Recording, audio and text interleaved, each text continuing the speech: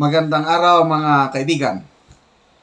Maganda po ang initial result ng pagbaba ng presyo ng bigas dahil sa utos ng Pangulong Bongbong Marcos Jr. Yung rice cap ceiling 41 to 45. So maraming mga consumer namimili na nakabili na ng murang bigas, and salamat sa malasakit ng ating gobyerno sa mga mamimili. Kaya lang, ang apektado ng sektor ng society, ang mga retailers, nalulugi na sila at marami na ang nagsara. Okay, magkano ang lugi nila per day o per week? At ang gobyerno magbibigay ng ayuda, magkano naman ang ayuda na ibibigay ng gobyerno? Okay, para masagot yung mga tanong, pakinggan natin ang interview ni Noli De Castro sa presidente ng Retailers Confederation of the Philippines na nakabase siya sa Eastern Visayas, Mr. Frederick Chua. Ating kaginoong Frederick D., President ng Grains Retailers Confederation of the Philippines Incorporated. Frederick D. pala. Mr. D., magandang umaga po. Mr. D. Yes, good morning po, kabayan, Noli De Castro, good morning. Ay, kamusta ho ang impact ng inyong palay? Meron pa ba kayo ng bigas pala? Bigas, meron po, kabayan Noli. May sapat na stock tayo ng bigas. Mataas ang benta nyo sa mga retailers and then ibebenta ng mas mababa. Ay, ano ba nakikita nyo dito? Meron pa ba tayong maraming bigas? Kaya nga po, kabayan Noli, yun ang problema, maging problema. Yung mga retailers po dito sa Tacloban, parang masakit sa loob nila, na ibebenta nila yung mga bigas nila na bili ng mahal, ibebenta ng palugi. So yon, masakit ang loob ng mga rice retailers. Sa Tacloban, nakabase itong si Mr. Frederick D. Kahit dito sa Cagayan de Oro, sa Mindanao, maraming sumasakit ng loob mga retailers dahil binili nila ng mahal yung bigas, ngayon puwersado silang ibili ng mababa. So patuloy natin pagpakinig. Tama. Ikaw ba naman, negosyante? Mataas ang bili mo tapos ibebenta mo ng mababa. Para kang, sorry ha, para kang siraulo nun. Ay nako, siraulo. So, sino ang siraulo? Hindi yung nagbibenta. Talaga kung ako yung ilagay niyo mga kaibigan, kayo yung rice retailer. Ang puhunan niya, ang dapat ibenta nila 49. Yung 49 kikita na sila, buhay ng pamilya. Remember, itong mga retailers, hindi to mga big time mga negosyante. Just enough na mapakain ng pamilya nila, makabihis, makapaeskwela, gano'n lang. So, bakit kayo bebenta ng 45? Tama yung kay Noli De Castro, siraulo. Kailang, sino ang siraulo? Ang gobyernong ito na nag-uutos. Again, I'm sorry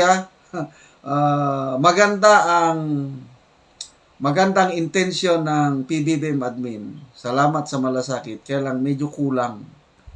Hindi nila ito napaghandaan yung kawawang kalagayan ng mga retailers. Di ba? Papakapagod ka. Kaya nga po, hindi ko maintindihan din bakit ang problema ng bayan dito sa bigas, ito ipinapasa sa mga retailers. Kaya nga, ba? 24 pesos per kilo. Okay.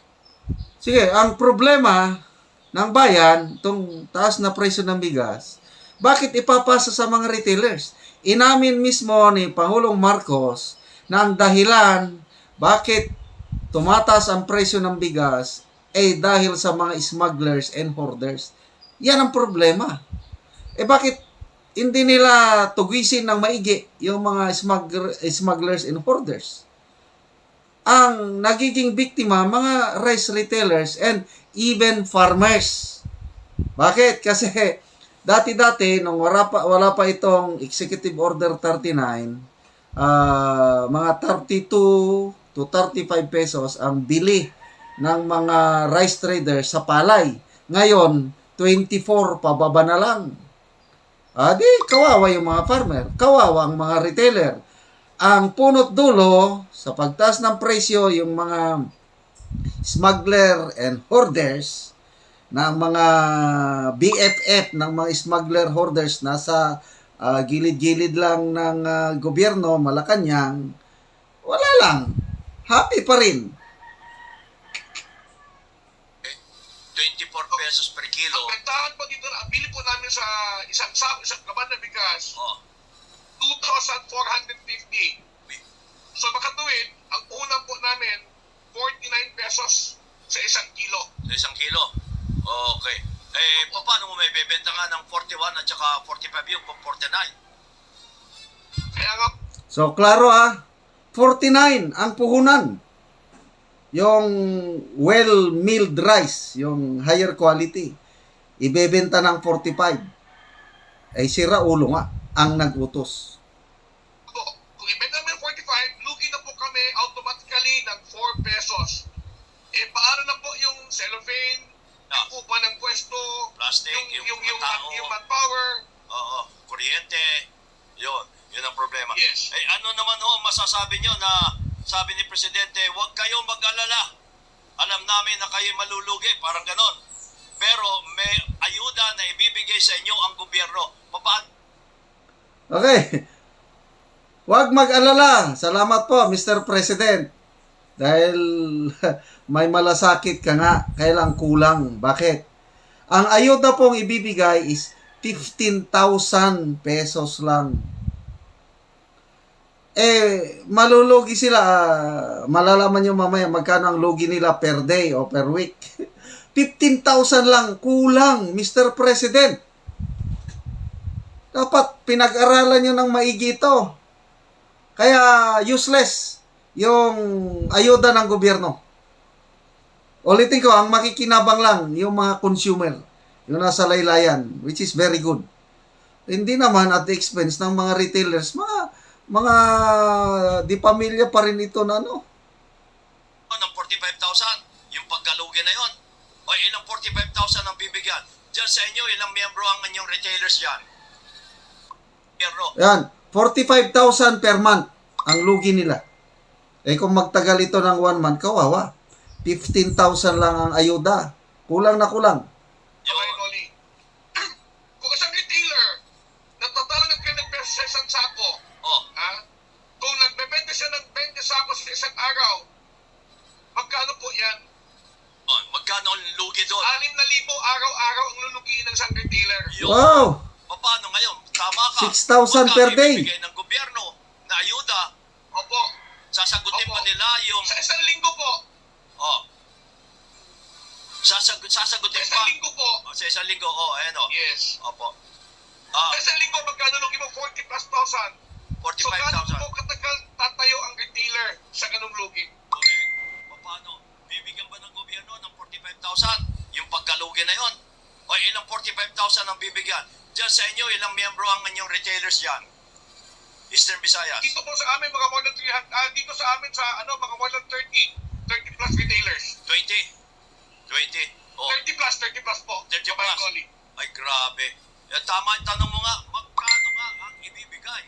Kung DSWD ang magbibigay, kaya ba niya magbigay ng 40,000? Parang Malabo, 15,000 lang ibibigay. House of Representative ay naglaan yata ng kung ilang bilyong piso para daw gawing ayuda sa mga retailers. So malalaman natin sa mga darating na araw, ang problema nito sa inyo ba ay sapat na yung panahon na ibinigay ng gobyerno para doon sa pagbebenta ng mas murang bigas? Ilang araw lang Opo. Ilang araw. At saka ang problema din po, Pero Yun pa ang problema. Kaagad-agad sila na nag-decide na mag-take effect yung price ceiling. Dapat sana binigyan nila ng mas mahabang panahon kahit mga 2 weeks para maibenta muna yung stock. Kasi may nakabili na ng maraming stock, binili ng mahal. Dapat sana maibenta muna lahat yun. Kulang sa timing ang ating gobyerno. May ayuda na ibibigay sa inyo ang gobyerno. Paano ho yun? Yung sa ayuda, okay naman yon sa ayuda. Pero magkano ba yung ayuda? 15,000 ang ayuda. One time giving. Natatalo ng 20 pesos sa isang sako. Oh, Ha? Kung nagbebenta siya ng 20 sako sa isang araw, magkano po yan? oh magkano ang lugi doon? 6,000 araw-araw ang lulugiin ng isang retailer. Yon. Paano ngayon? Tama ka. Magkano ibibigay ng gobyerno na ayuda? Opo. Sasagutin Opo. pa nila yung... Sa isang linggo po. Oh. Oh. So, yun po ang masakit na kalagayan ng ating mga retailers. Ulitin ko, maganda yung hangarin ng gobyerno, tulungan ang mga mamimili, but not at the expense ng mga retailers. Sana dagdagan yung ayuda. Kung magkano ang lugi ng mga retailers, dapat yun ang ibalik. Hindi yung 15,000 lang. Tapos, bigay ka agad. Ano pa daw?